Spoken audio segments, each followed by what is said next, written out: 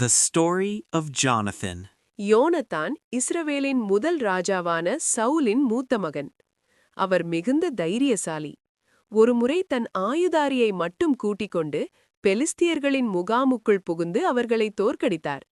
அநேகரை கொண்டாவது சிலரை கொண்டாவது ரட்சிக்க கர்த்தருக்கு தடையில்லை என்ற அவரது விசுவாசம் புகழ் பெற்றது.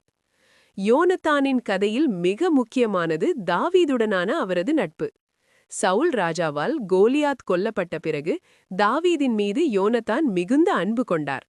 யோனத்தான் தன் ராஜ வஸ்திரத்தையும் வில்லையும் பட்டயத்தையும் தாவீதிற்கு வழங்கி அவருடன் ஒரு உடன்படிக்கை செய்து கொண்டார். முறைப்படி யோனத்தான் தான் அடுத்த ராஜாவாக இருக்க வேண்டும். ஆனால் தேவன் தாவீதையே அடுத்த ராஜாவாக தெரிந்து கொண்டார் என்பதை அறிந்து அதை மனப்பூர்வமாக ஏற்றுக்கொண்டார்.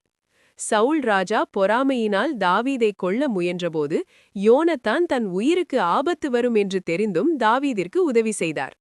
அவர்கள் இருவரும் ஒரு இரகசிய சைகை அம்புகளை எய்தல் மூலம் சவுலின் கோபத்தை பற்றி பேசிக் கொண்டனர். தாவீதை தப்ப வைத்துவிட்டு தன் தந்தையிடம் தாவீதுக்காக பரிந்து பேசினார். கில்போவா மலையில் பெலிஸ்தியர்களுடன் நடந்த போரில் யோனத்தான் தனது தந்தை சவுல் மற்றும் சகோதரர்களுடன் வீர மரணமடைந்தார்.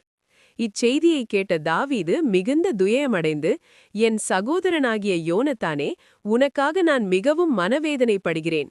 உன்னுடைய அன்பு எனக்கு ஆச்சரியமாயிருந்தது என்று புலம்பி பாடினார்.